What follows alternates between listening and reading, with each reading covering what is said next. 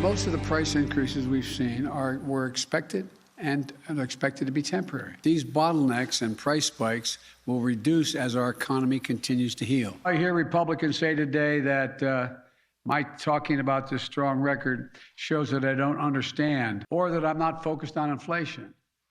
Malarkey. Malarkey?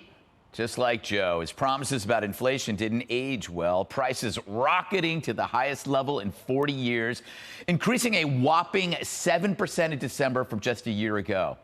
But Joe claims he's making progress, insisting that soaring food and gas prices are going down and that the surge in the cost of living is merely a global problem. And it isn't just things costing a lot more. It's whether or not you can even find what you're looking for. The president's bare shelves problem still not going away as shoppers compare what's going on to the Soviet Union. Despite that, Transportation Secretary Pete Buttigieg is doing a supply chain crisis victory lap.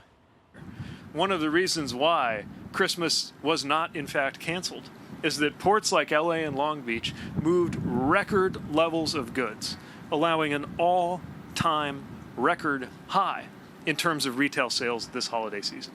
Considering the pressures that this country and these communities have been under, that is an extraordinary achievement. He saved Christmas. Congratulations first to Judge Jeanine, who's now permanent panelist on The Five. Now you can afford a complete dress, not just half a dress. It's very racy, Judge. It's not racy at all. It's got patches in it. Yes. I know what you're up to. Yeah. I know okay. you're trying to distract me, and it worked. So, Judge, inflation's at a 40-year high, but it's amazing how, the media, especially the Dems, they're not that concerned. Are you surprised by that? You know what? I'm convinced that they should be teaching a class into how to turn a negative into a positive. I've never seen anything like it. This is a nightmare for ordinary Americans, but to them it's a dream. This guy Buttigieg, who's been home on parental leave, is now coming out and saying, I saved Christmas for you. You should be bowing at my feet. The mayor called him the man who saved Christmas. Joe Biden's blaming it on the global problem. And Joe Biden said, thank goodness for my American Rescue Plan. And all of you, stop worrying about it. It's only transitory. We know it's not transitory. And here's the bottom line. The more they talk, the more Americans are going to be able to buy less with the money that they make. And they can talk all they want about increase in wages and all this. You can't afford to buy what you bought a year ago. You want to buy a used car, it's 37% higher than it was last year. You want to buy meat, you want to buy gas, it's 50%. Don't give me a 0.5%. We're doing good. They're doing terrible. And you know who predicted this? Who? Donald Trump. I didn't see that coming, Judge. I didn't see that coming. Also congratulations to Geraldo, who has also been made a host. Thank you. With Jessica and Harold in what we call the liberal seat. Now you can finally, maybe you can afford that Mini Cooper you've been waiting for. It came. Oh, it did. So no wonder you think the economy is going great, Geraldo, because you got your Mini Cooper. I think the economy is doing okay. If you look at the stock market doesn't lie. Look at unemployment, 3.9%, the lowest in a very long time. I think that the concern over inflation might be inflated, so to speak. Look at wages. Wages have been suppressed for many, many years. Remember the $15 an hour crusade that was going nowhere? Now you can't get a dishwasher around these parts for less than $16, $17, $18 an hour. So I think that some of this inflation was overdue. I think that the most egregious price increases will level off. 7% is distressing, but I think it's temporary. I think this too shall pass. And the fact of the matter is, too many Americans were working for too little money, right?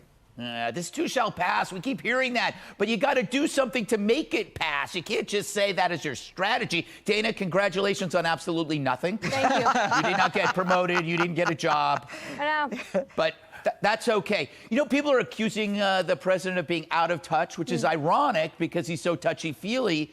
Wouldn't it be great if it was the opposite, where he could feel our pain and not our teenagers' shoulders?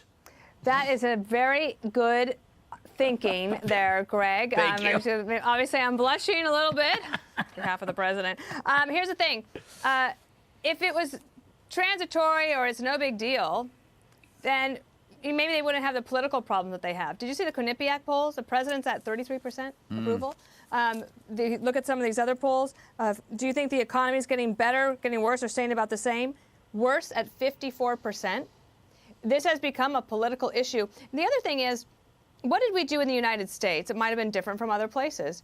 If all of this was because of the pandemic, you would expect Europe, for example, to be experiencing the same rate of inflation, and they're not. What was different here was all the extra money that we put in. Right. What was when you said that they have to do something about it? Well, all of a sudden now, what did you hear from them again today? That you have to pass Build Back Better in order to deal with inflation. That's also not going to happen. Joe Manchin has already said it's not going to happen. But the other thing that they said they would do, Greg, is perhaps ask for more COVID relief money when you have all this money sitting in the states that hasn't even been spent yet. Yeah. What a nightmare. Crazy. Jesse, we were sold that Joe Biden was going to be like a comfortable sweater. Turns out he's like a hair shirt. Things have not gotten better. They've gotten worse. And I blame you. Okay. You have approximately 3 minutes to respond. I'm going to need a little more time. So, yeah, Joe Biden said that this inflation was just going to be a bump in the road. But when you're 80 and powerful and wealthy, everything looks like a bump in the road. Right. That's why Geraldo said, this shall pass. I mean, a bump for Biden is like a crater for most Americans. Yeah. I think Hunter probably just was thinking, did someone say a bump for Biden? No, I'm kidding. But he needs to be more like Bill Clinton, right? I feel your pain.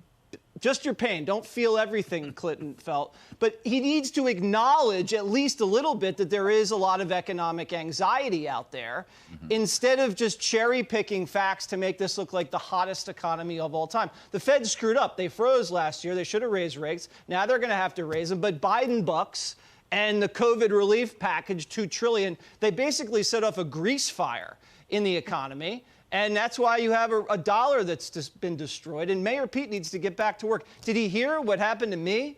Ribeye Gate? Yes. They don't have bone-in ribeyes, Secretary. I had to get the boneless ribeye. Americans are suffering. Look, we're not used to scarcity.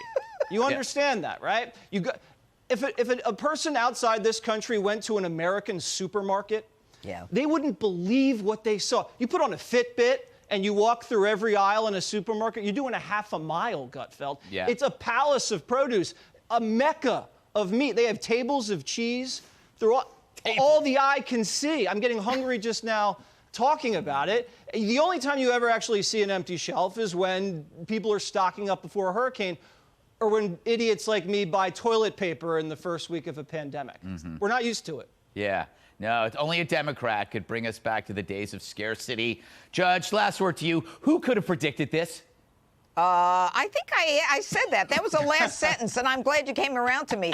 Because you know what? I want to say one thing, Jesse. You were so right. I mean, I remember it was 70s or the 80s. You'd hear about Russia, and they had empty shelves and people standing in line waiting to get food. I never in a million years thought America would be in a situation where we had empty shelves. Yeah. It's shocking. Yeah. That's well, it. Thanks, Obama. Coming up, the media's sudden epiphany on the pandemic. They're just waking up to what we've been telling you for years.